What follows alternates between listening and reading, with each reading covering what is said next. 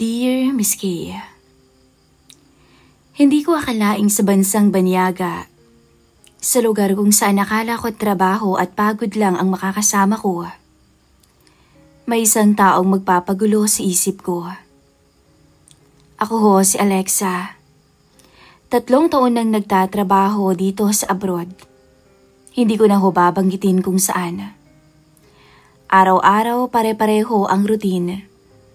Gigising ng maaga, aalagaan ng matanda kong amo, uuwi ng pagod, tapos tatawag sa Pilipinas para kumustahin ang asawa kong si Junel at ang anak namin. Live out po ako. Nagre-renta lamang ako. Pero nitong buwan, nagbago ang lahat. Napilitan akong lumipat ng tirahan dahil sobrang layo ng dati kong bed space sa bago kong amo. Ang renta roon ay mahal. At kapag araw ng day off, para akong nakakulong kasi wala akong kasabay. Kaya nang inalok ako ng kasamahan ko sa agency na may bakanting flat na malapit sa trabaho, pumayag ako. Pagdating ko roon, bumungad sa akin ang 3 Pinoy boarders. 2 ay babae ring OFW na nagtatrabaho sa salon at ang isang lalaki na mukhang pamilyar sa akin. Napatitig pa ako sandali. Alexa? Ngumiti siya parang nagulat din. Eric? Halos mapasigaw kong sabi. Oo siya nga, si Eric. Pinsan ng asawa kong si Junel. Hindi kami sobrang close na 2. Nagkakilala lamang kami noong kinasal kami ng asawa ko. Dito ka pala? Ang liit ng mundo ah. Natatawang sabi niya habang inaalalayan ako sa bagahe.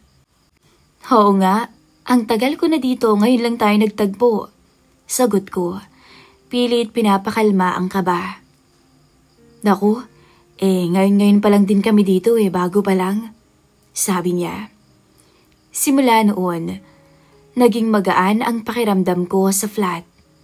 Kahit mahiya sa una, malaking bagay na may kakilala akong kasama, lalo pat si Eric. Tiwala ako kaagad. Magkasalo kami sa kusina.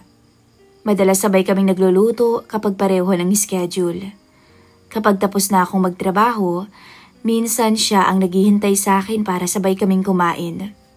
Solo niya kasi ang room niya. Pagod na naman? Biro niya isang gabi habang iniaabot ang plato. Palagi naman Pero buti na lang may pagkain na. Sagot ko habang nakangiti. Madalas din kaming sabay mag-grocery sa supermarket.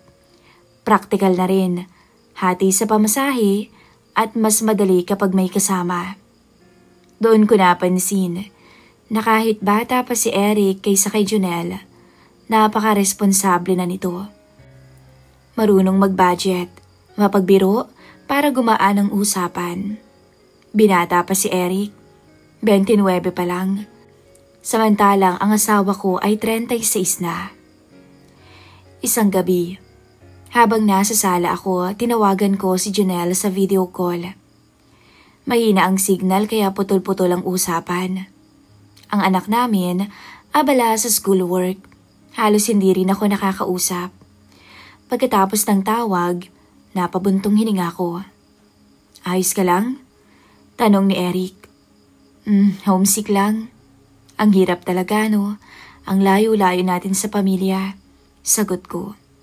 Tumango siya. Ako rin naman. Kung hindi lang dahil sa gastusin, uuwi ako. Pero tiis muna.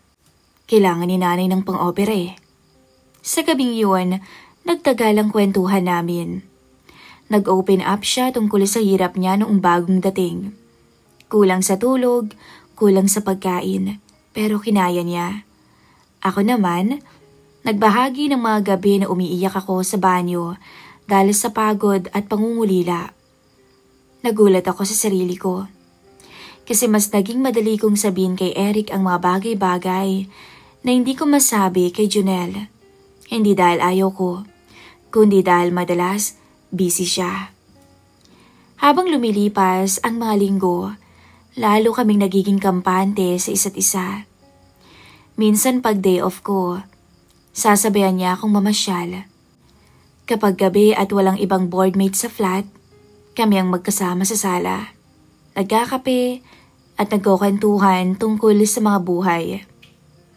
Hindi ko maipaliwanag, pero may mga pagkakataong nahuhuli ko ang sarili kong napapatingin sa kanya. Kapag gumiti siya, may kung anong kiliti. Kapag pinagtatawanan ako sa simpleng pagkakamali, parang gumagaan ang bigat ng araw ko.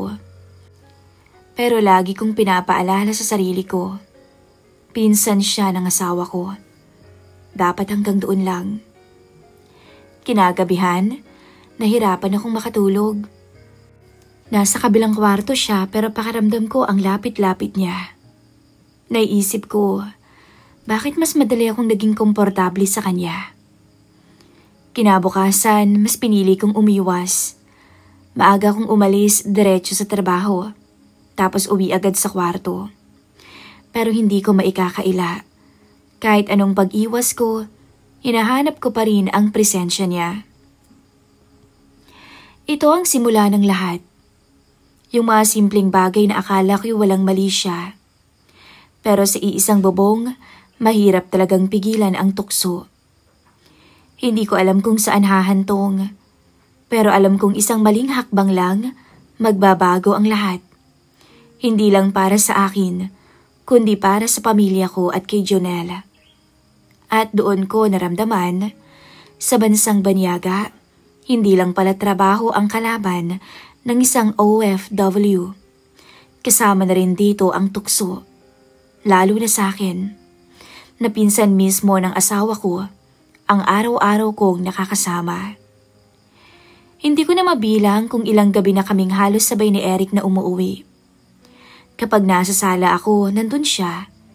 Kapag nasa kusina, bigla na lang darating para magtimpla ng kape. Para bang laging may dahilan para magtagpo kami.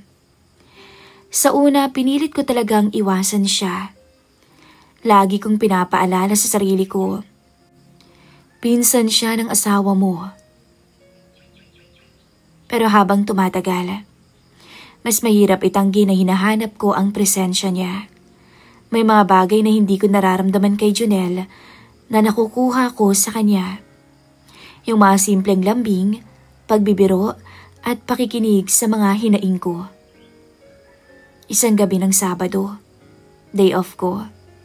Nagkayayaan yung dalawang boardmates naming babae na lumabas, kaya kaming dalawa lang ang naiwan. Pagod akong umupo sa may sala.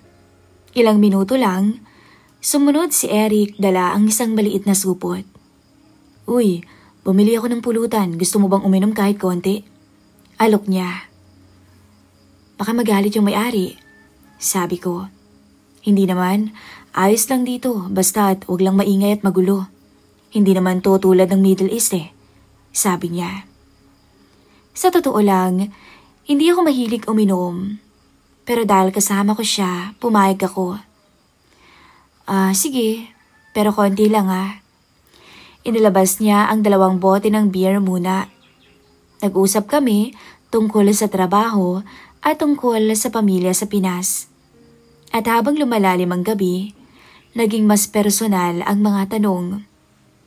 Namimiss mo ba si Kuya Jonel? Tanong niya bigla. Oo naman, sagot ko. Pero hindi ko mapigilang mapabuntong hininga. Napakahirap. Alam mo yan, lalo na sa akin na may asawa at anak. Ang hirap na malayo ka sa pamilya mo. Yung mag-isa ka dito, sabi ko. Tahimik lamang siya bago tumingin sa akin. Alam ko, Alexa, pero nandito naman ako Kahit papaano, hindi ka naman nag-iisa. Nagtagpo ang mga mata namin. Doon ako kinabahan. May konting anong init sa titig niya na hindi ko nakita noon. Pagkatapos ng ilang bote, ramdam ko na ang init ng mukha ko. Tumayo ako para hugasan ng baso, pero biglang nahulog ang hawak ko sa sahig. Mabilis siyang tumayo para damputin yun. At nagdikit ang kamay naming dalawa. Sandali lang yun pero para bang tumigil ang oras. Salamat. Mahina akong sabi. Wala yun. Sagot niya, pero hindi niya agad binitawan ang tingin niya sa akin. Naramdaman kong lalong bumilis ang tibok ng puso ko. Para akong teenager na nahuli sa maling gawain. Alexa, mahinang sambit niya. Eric, wag. Mahina akong sagot, pero hindi naman ako tumayo at lumayo. Dahan-dahan niyang hinawakan ang kamay ko at sa halip na tabigin ko yon, nanatili ako. Alam kong mali. Alam kong hindi pwede, sabi niya. Pero wala naman ang asawa mo, di ba? Wala naman si Kuya Janelle dito. Di hayaan mong ako munang magbigay ng init na kailangan mo dahil babae ka. Lalaki ako. Parehas tayong dalawa. Pasasayin kita, Alexa. Yung hindi mo malilimutan. Napapikit ako. At sa unang pagkakataon, hindi ko itatanggi. Gusto ko. Pero alam kong hindi tama. Mali. Hindi pwede. Alam kong gusto mo rin, tama ba ako? Alam kong namimiss mo rin yun. At doon niya na ako hinalikan. Unay marahan, parang nag-aalangan kung tatanggapin ko ba. Pero nang hindi ko siya tinulak, naging mas mapusok yun. Magugustuhan mo. Promise. Huwag mo nang pigilan ang sarili mo, Alexa. Akong bahala. Para akong nadala ng alon. Matagal na akong uhaw, hindi lang sa lambing, pati sa mga yakap at halik. At ngayong nararamdaman ko ulit, hindi ko na magawang tumanggi, Miss Kay. Hindi ko na maalala kung paano kami nauwi sa kwarto niya. Basta ang alam ko, parehong mabilis ang hininga naming dalawa habang nakapikit ako at pilit kinukumbinsi ang sarili ko na isang beses lang naman to. Hindi na mauulit. Sigurado ka na ba? Tanong niya, habol ang hininga. Hindi ako sumagot ng diretso. Ang ginawa ko lang ay hinila ko siya papalapit. At doon nagsimula ang gabing hindi ko na malilimutan. Isang gabing akala ko isang beses lang, pero hindi pala. Dahil pag nangyari na, uulit-ulitin mo na. Parang ako. Para akong nakalutang, Miss Kay, nung tuluyang may nangyari sa amin noon. Nakalimutan ko lahat. Yung asawa ko, yung anak ko. Nung time na yon, ang maiisip mo lang pala ay ang sarap ng yung tinatamasa.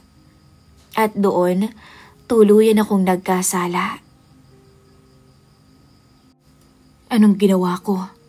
Tumayo ako. Pasensya ka na, Alexa. Sabi niya, hindi ko sinadya. Nadala lang din ako ng sitwasyon. Huwag ka sanang magalit. Anya. Umiling ako. Nangyari na, Eric. Huwag na lang nating ulitin. Pinsan ka ng asawa ko kaya mali ang ginawa natin. Tumango siya. Pero ramdam kong hindi siya kumbinsido. At higit sa lahat, ramdam kong kahit ako, hindi rin ako kumbinsido sa sinabi kong isang beses lang at hindi na mauulit. Mula sa araw na iyon, nag-iba ang lahat. Alam kong delikado, alam kong kung malalaman ito ni Janelle, baka tuluyang gumuho ang buhay ko. Pero sa kabila ng lahat, may isang parte ng puso ko na hindi kayang bitawan ang pakiramdam na yon. At doon ko lubusang na-realize. Sa iisang bubong, mahirap magpigil ng tukso. Lalo na kung pareho kayong may hinahanap na hindi nyo makuha sa pamilya nyo sa Pilipinas. Isang linggo akong halos hindi nakipag-usap kay Eric, maliban sa simpleng good morning o ingat. Pero kahit ganoon, ramdam ko ang mga tingin niya kapag nasa sala ako. Kapag nagluluto ako, lagi niyang tinatanong kung may kailangan ako. Isang gabi noon, galing ako sa trabaho at sobrang pagod ako. Dumiretso ako sa kusina para mag-init ng tubig. Pagbukas ko ng kalan, bumukas din ang pinto ng kwarto niya. Oy Lex, kararating mo lang. May niluto kong sinigang, baka gusto mo. Sabi niya. Nagulat ako. Nasa mesang isang maliit na karserola. May mangkok na nakahanda. Ang amoy ng sabaw ay parang yakap na mainit pagkatapos ng mahabang araw. Ako hindi na, nakakahiya naman. Sagot ko. Pero hindi ko maitatanggi. Gutom na ako. Seryoso, kumain ka na. Hindi rin naman ako makakakain kung mag-isa lang ako. Kahit anong pilit kong umiwas, hindi ko magawa. Naupo na lamang ako sa mesa at kumain. At habang kumakain, nagkuwento siya tungkol sa trabaho. Hindi ko masyadong pinapakinggan.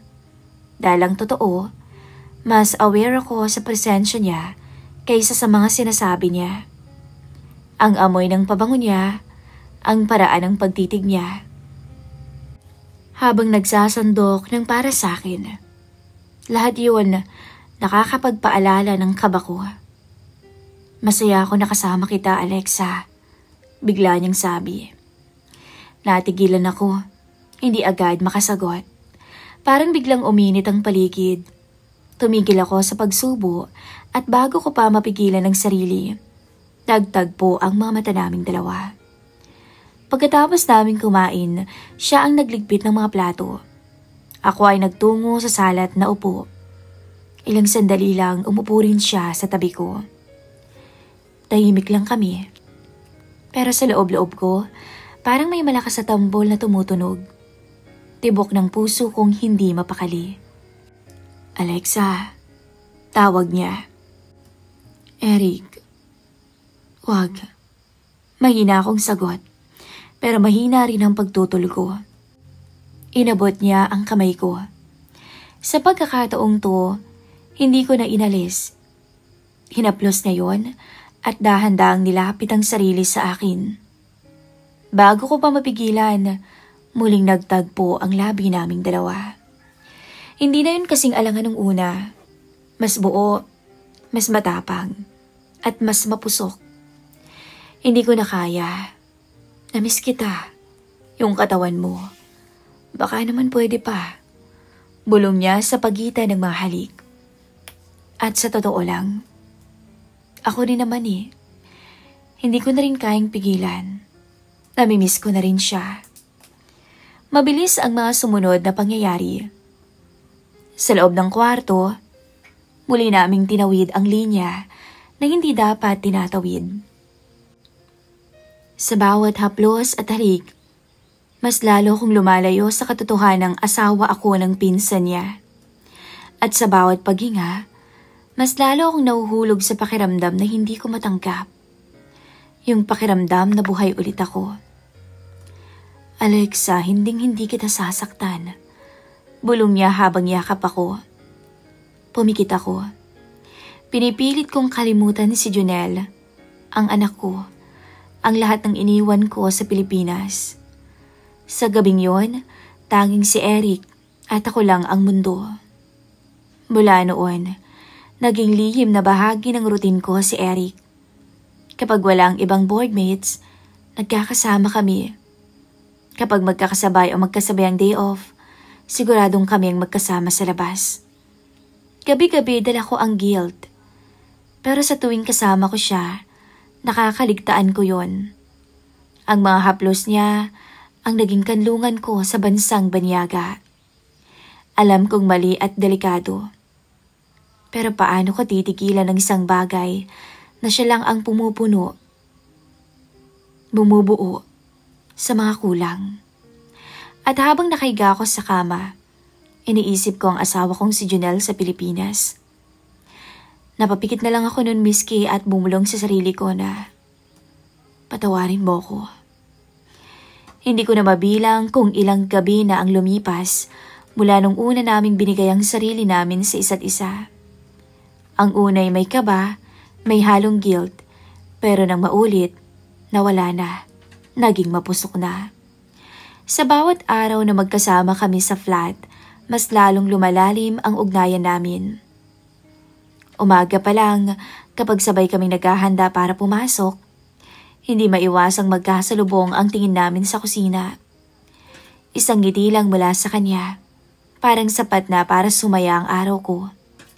Kapag wala ang ibang boardmates, mabilis niyang mahahawakan ng kamay ko o mahalikan ako bago kami maghiwa-hiwalay ng landas. Mag-ingat ka, Lex. Bulong niya minsan habang nagmamadali akong lumabas. Hindi ko alam kung kailan nagsimula, pero parang normal na sa akin ang tawagin niya akong Lex. Iba kasi ang dating. Mas malapit, mas personal. Sa gabi naman, kapag pareho kaming sabay na uuwi, parang automatic na. Hindi na kailangan mag-usap. May mangyayari sa amin.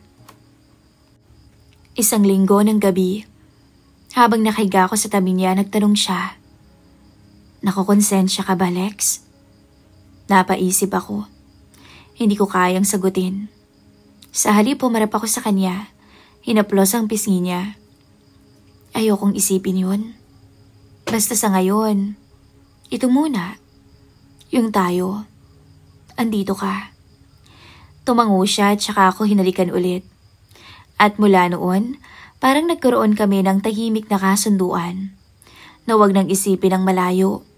Wag nang banggitin ang pangalan ng anak ko at ng asawa ko. Basta sa loob ng flat, kaming dalawa lang ang mundo. Habang tumatagal, mas naging daring kami. Hindi na lang sa kwarto ko. Sa kwarto niya. Minsan sa sala, kapag sigurado kaming walang tao at wala pang umuwi. Minsan sa kusina, habang ako'y naghuhugas ng plato. Baka may makakita. Bulong ko minsan, pero ngingiti lamang siya. Isang gabing masama ang pakiramdam ko. Nilagnat ako at hindi makabangon. Si Eric ang nag-alaga sa akin. Siya ang nagpakain, siya ang bumili ng gamot, siya ang nagpunas sa akin. Kung wala ka, ewan ko na lang, Eric. Sabi ko habang nakahiga. Kung wala ka rin naman dito, baka matagal na akong malungkot. Anya. Sa sandaling yun, hindi ko na talaga siya makita bilang pinsan ni Junel. Siya na ang naging kasama ko sa hirap at pagod dito sa abroad. At doon ko mas lalong naramdaman na hindi na lang katawan ko ang binibigay ko sa kanya. Pati ang puso ko. Isang gabing umuwi ang isa naming boardmate ng mas maaga kaysa sa inaasahan. Nandun kami sa may sala at magkahawak kamay. Pagkarinig namin ang pagbukas niya ng pinto, mabilis kaming naghiwalay at umaktong parang walang nangyari. Buti na lang at hindi siya nagtanong, pero ramdam ko ang bilis ng tibok ng puso ko. Pagpasok namin sa kwarto, natatawa si Eric. Grabe, muntik na tayo. Huwag kang tatawa, Eric. Kung mabiso tayo, patay ako niyan. Lumapit siya at hinawakan ang mukha ko. Hindi kita pababayaan, Lex, kahit anong mangyari. At sa kabila ng kaba, muli kong hinayaan ang sarili ko sa mga yakap at halik niya. Bawat gabi, pagkatapos ng lahat, nakatitig lamang ako sa kisame. Naiisip ko si Junel at ang anak ko sa Pinas. Naiisip ko kung anong klaseng asawa at ina ko. Pero sa tuwing titingnan ko naman si Eric, na mahimbing nang natutulog, naroon din ang tanong, bakit pakiramdam ko? Siya na ang kasama ko sa lahat, hindi na si Junel. Alam kong mas lumalalim na ang kasalanan ko. Hindi na to simpleng pagkakamali lang na pwedeng limutin. Araw-araw, inuulit namin ni Eric ang bawal. At sa bawat pag-uulit, mas lalong nahihirapan akong isipin kung paano pa ako makakabalik sa dati. Ilang buwan na ang lumipas, mula nung unang may mangyari sa amin. At itong makanakaraang linggo, may kakaiba na akong nararamdaman, Miss Kay. Mabilis akong mapagod. At higit sa lahat, delayed na ako. Unang inisip kong baka stress lang ako, kaya madalas akong nahihilo. Madalas namang ganun sa trabaho pag kulang sa tulog at laging pagod. Pero nung dumaan ang ikalawang linggo, at hindi pa rin ako dinadatnan, doon na ako kinabahan. Dahil hindi ako gumagamit ng kahit anong pills. At isang gabi, habang nasa kwarto ako, lumapit si Eric, dala yung maliit na supot. Lex, bumili ako ng test. Natulala ako. Hindi ko alam kung magagalit ba ako o matatawa sa kanya dahil sa itsura niya. Eric, paano kung Hinawakan niya lamang ang kamay ko. Mas mabuti nang malaman natin ngayon kaysa hintayin pa nating lumaki yung problema. Kinakabahan ako. Halos hindi ko magawang tingnan ang resulta. Pero nung lumabas yun, nanginginig ang kamay ko nang makita ko ang 2 guhit. Positive. Eric, halos mapaiyak ako habang inaabot sa kanya ang test. Tiningnan niya ako, tsaka huminga ng malalim. So magiging tatay na ako. Hindi ko alam kung matatawa ko o iiyak. Eric naman, paano natin to ipapaliwanag sa pinsan mo? Paano kung malaman nila? Lumapit siya at niyakap ako. Lex, nandito lang ako. Hindi kita pababayaan. Kung ano man ang mangyari, kasama mo ko. Pero sa halip na gumaan ang pakiramdam ko, lalo akong kinakabahan. Dahil sa isip ko, alam kong hindi madali ang lahat. At habang lumilipas ang mga araw, mas lalo akong naging tahimik. Sa trabaho, madali akong mapagod. Sa flat, iniiwasan kong masyadong mapansin ng mga boardmates ang kilos ko. Isang gabi, tinanong ko ni Eric, bakit ba parang ang lungkot-lungkot mo na? Natataranta lang ako, Eric. Hindi mo ba naiisip? Paano ako makakauwi ng Pilipinas kung buntis ako? Anong sasabihin ni Junel, ng pamilya ko, ng anak ko, ng nanay ko? Tahimik lamang siya sandali bago nagsalita. Kung gusto mo akong aamin, ako ang tatanggap ng sisi. Umiling ako, hindi ganun kadali yun. Baka masira ang pamilya natin. Baka itakwil ka rin ng sarili mong pamilya. Gabi-gabi hindi ako makatulog. Sa tuwing ididikit ko ang kamay ko sa tiyan ko, parang may halong saya at takot. Masaya dahil may bagong buhay na nabuo. Pero takot dahil mali ang pinagmulan nito. Kapag kausap ko si Junel sa video call, pakiramdam ko mas lalo akong lumulubog sa kasalanan. Tuwang-tuwa siya kapag kinukwentong anak namin. Habang ako, may tinatagong sikreto. Hindi ka ba masaya, Lex? Parang may problema ka nitong mga nakaraan ha? Tanong niya minsan. Pagod lang siguro, palusot ko. Pero sa loob-loob ko, halos mabaliw ako sa bigat ng konsensya. Isang gabi, habang umiiyak ako sa kama, lumapit si Eric at hinawakan ang kamay ko. Kung gusto mong umuwi, tutulungan kitang mag-ipon. Kung gusto mong dito na lang tayo magsimula, susuportahan din kita. Basta isa lang ang sigurado ko, hindi kita iiwan, Lex. Tumingin ako sa kanya at doon ko nakita ang determinasyon. Hindi ito laro para sa kanya. Hindi rin panandali ang tukso lang. Totoo ang nararamdaman niya para sa akin. At sa kabila ng lahat ng takot ko, naramdaman kong kahit papaano, may parte ng puso ko na masaya. Simula nung malaman kong buntis ako, si Eric ang naging sandalan ko. Siya ang nag-aalaga sa akin, nagpapakain, naghahatid sundo kapag masama ang pakiramdam. At sa bawat araw na kasama ko siya, mas lalo kong pinaniwala ang sarili ko na kahit mali ang lahat, kaya kong lumaban, basta't hindi niya ako iiwan. Pero mali pala ako.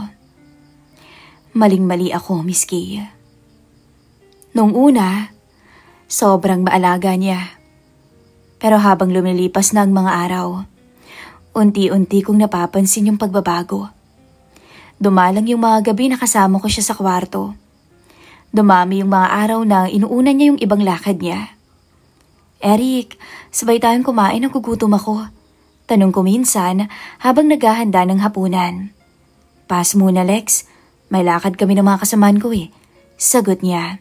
Halos hindi ako tinitingnan. Pinilit kong ngumiti pero sa loob-loob ko, unti-unting bumibigat ang pakiramdam ko. Dati, siya ang laging nauuna sa akin. Nag-aabot ng kamay, nagbibigay ng yakap. Pero ngayon, parang ako na lang ang humahabol. Kapag kinakausap ko siya tungkol sa bata, hindi siya sumasagot. Kapag tinatanong ko kung paano kami pag-uwi, umiikot lamang ang sagot niya. Eric, kailangan nating pag-usapan to. Hindi pwedeng puro ganito na lang. Wag muna ngayon, Lex. Ang bigat-bigat na ng iniisip ko sa trabaho eh. Pero alam kong hindi trabaho ang dahilan. Alam ko, unti-unti na siyang lumalayo sa akin. Isang gabi, hindi ko na kinaya. Hinarap ko siya. Nakaupo siya noon habang abala sa cellphone. Eric, sabihin mo nga sa akin, tatayo ka ba bilang ama ng batang to, iiwan mo rin ako? Napatingin siya sa akin. May halong guilt at inis sa mga mata niya. Lex, hindi ko alam eh. Ang bigat eh. Hindi ko alam kung kaya ko. Para akong binagsakan ng langit at lupa. Pero sinabi mong hindi mo ko iiwan, Eric. Natahimik siya. Hindi man lang siya lumapit. Pasensya ka na, Lex. Pasensya ka na talaga. Kinabukasan, hindi na siya umuwi kaagad. Madalas hating gabi na akong dumating. Minsan diretso tulog na, wala nang pakialam. Sa mga oras na iyon, naramdaman kong iniwan na niya ako sa ere. Pinaglaban ko siya laban sa konsensya ko. Nilabanan ko yung guilt kay Junel. Pero siya mismong bumitaw. Nasa banyo ko noon. Hawak ang tiyan ko. Humahagulgol. Sorry. Sorry, Junel. At isang araw, bigla na lang siya nagpaalam. Lex, baka sa ibang lugar na ako mailipat eh. Kailangan, hindi ko alam kung makakabalik ako agad dito. Pakiramdam ko, tuluyan na niya akong iniwan. Hindi ko na siya nakitang muli sa flat. Naiwan ako, mag-isa, buntis, walang kasangga. Ngayon, habang nakaupo ako sa kama, hawak ang tiyan ko na unti-unti nang lumalaki. Isa lang ang malinaw sa akin. Wala na si Eric. Ako na lang. At darating ang araw, kailangan kong harapin ang asawa ko. Dala ang batang hindi naman niya dugo. At doon ko naramdaman ang tunay na bigat ng kasalanan na ginawa ko. Hindi lang ako nagtaksil.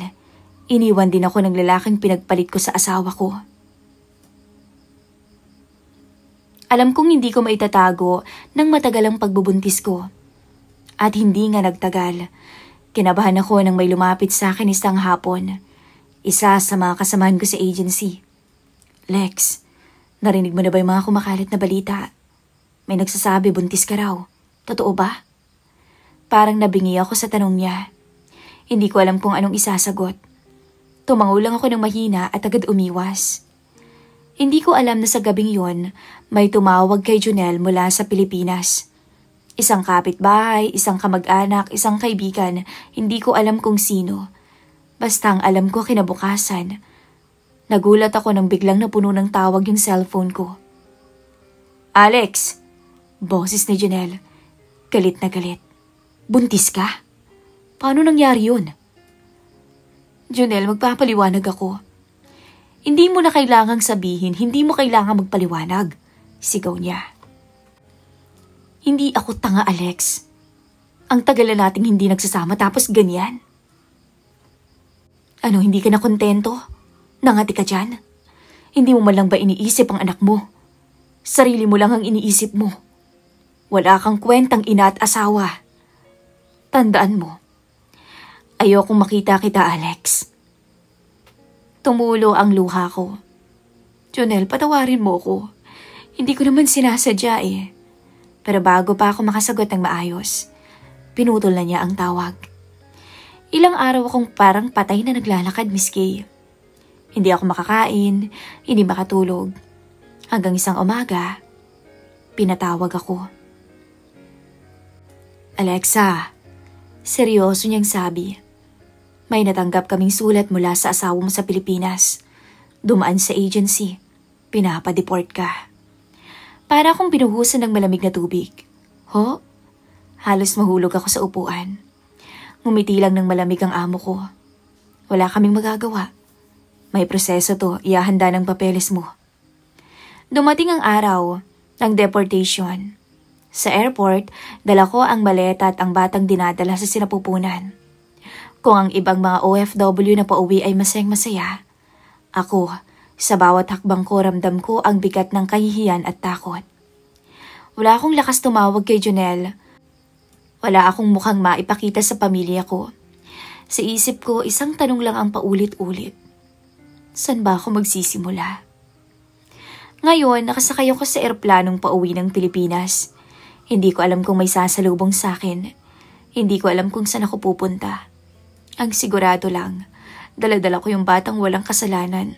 At ang bigat ng kasalanan ako mismo ang may gawa. At habang nakatanaw ako sa ulap sa labas ng bintana, tinatanong ko yung sarili ko. May lugar pa ba para sa akin sa piling ng asawa kong si Junel? O tuluyan na ba akong itinakwil ng mundong pinili kong traidorin? Paglapag ko sa NAIA, kabadong-kabado ko. Alam kong hindi magiging madali ang pag-uwi. Pero kahit papaano, umaasa pa rin akong baka nandun si Junel. Sasalubungin ako kasamang anak ko. Kahit galit, kahit malamig, basta makita ko lamang siya't ang anak ko. Pero ilang minuto na akong nakatayo sa arrival area. Wala akong nakitang pamilyar na muka. Wala si Junel, wala ang anak ko, wala kahit sino. Isa-isang lumalabas ang mga pasahero at ako na lang ang natira. Hawak ang maleta at ang bigat ng tiyan ko. Doon ko na-realize. Hindi na niya ako sasalubungin. Wala akong choice kundi tumawag sa nanay ko. Anay, andito na ho ako. Pwede po ba akong dumiretso dyan? May lungkot sa boses niya. Oo anak, sige na umuwi ka na, dito ka na muna. Pagdating ko sa bahay, sinalubong ako ni nanay at agad ako niyakap. Alex, bakit mo naman ginawa yun? Doon ako tuluyang napaiyak. Parang bumigay lahat ng pinibigilan ko sa loob ng ilang linggo. Yumakap ako sa kanya at doon ko binuhos ang lahat ng sakit. Habang nasa sala kami, pinaliwanag niya. Alex, ilang araw bago ka umuwi, dumating si Junel dito. Dinala niya lahat ng gamit mo. Ang sabi niya wala ka nang babalikan sa bahay nila. Pati anak mo. Hindi mo na makikita. Parang nabasag ang puso ko. Nay, hindi man lang ba niya ako kakausapin? Hindi pa ako nakakapagpaliwanag. Umiling si nanay. Sabi niya wala na siyang dapat pang marinig mula sa'yo. Hayaan mo na muna anak dahil galit na galit siya. Sobrang sama ng loob niya. Intindihin mo yung asawa mo anak. Alam mo kung gaano siya nahirapan dito. Sa pagpapalaki sa anak mo. Sa pagtatrabaho. Tapos ganyan yung mangyayari sa'yo. Ayoko nang pagsabihan ka pa. Malaki ka na. Matanda ka na. At alam kong alam mong mali ang ginawa mo. Hinawakan ko ang tiyan ko at napaiyak.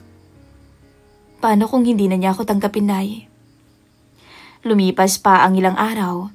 Dito ako natulog sa lumang kwarto ko sa bahay ng magulang ko. May mga kaanak na dumadaan, may ilan ding mga nagtatanong pero wala akong lakas na sumagot.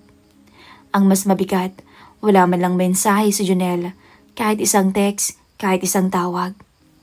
Sinubukan kong mag-chat. Junel, pwede ba tayo mag-usap kahit sandali lang? Walang sagot. Tumawag ako ilang beses, walang sumagot. At ang anak ko, Diyos ko. Ilang araw na akong nasa Pilipinas pero hindi ko pa rin siya nakikita. Gabi-gabi hindi ako nakakatulog. Habang hawak ko yung tiyan ko na palaki na ng palaki. Iniisip ko kung paano kami ng batang to. Dahil lang tatay niya tinalikuran kami. Minsan naririnig ko yung nanay ko na umiiyak. Siguro iniisip niya kung saan ako nagkamali, kung saan siya nagkulang bilang magulang. At isang madaling araw, bumangon siya at kinausap ako. Anak, hindi ako galit. Nadismaya lang ako kasi ikaw ang inaasahan kong hindi magkakamali. Pero kahit ano pa man na anak kita, at apo ko pa rin yung dinadala mo kaya nandito ako. Pero sino ba yung ama ng anak mo? Hindi ako nakapagsalita. Hindi ko masabi na si Eric ang ama ng anak ko. Ang pinsan ng asawa ko. Yumakap ako sa kanya. Sa gitna ng pagkalito, sa lahat ng pagkatalo, siya na lang ang natitirang sandalan ko. Sa isip ko, hindi na nila kailangang malaman na ang pinsan ni Joel ang ama ng anak ko. Habang naglalakad ako sa labas ng bahay kinabukasan, may ilang kapitbahay na nakatingin sa tiyan ko. Ramdam ko yung bulungan, ramdam ko yung mga matang humuhusga. OFW pero buntis nang umuwi. Yung asawa niya, andito sa Pinas. Parang lahat ng mata nakatutok sa akin. At wala akong magawa kundi umiling at umuwi na lang. 1 linggo na akong nasa Pilipinas. Hindi pa rin nagpapakita si Jonel. Hindi ko pa rin nakikita ang anak ko. Para bang literal na tinanggal na niya ako sa buhay niya. Sa buhay nilang mag-ama. At sa bawat araw na lumilipas, Miss Kay, mas lalo akong nalulunod sa tanong. Paano kung hindi na talaga kami magkita ulit? Paano kung lumaki ang anak kong nasa tiyan ko na walang ama?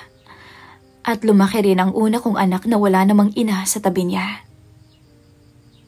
Stress na ho ako, Miss Kay. Hindi ko na alam kung anong gagawin ko. Kaya ako nagsulat sa inyong programa para gumaan naman ang pakiramdam ko. At nandito ako, humihingi ng payo sa inyo. Ano pa bang gagawin ko? Ano pa bang pagmamakaawa ang dapat kong gawin para bumalik ang pamilya ko, ang asawa at anak ko? Hanggang dito na lamang po ang aking istorya. Nagmamahal, Alexa.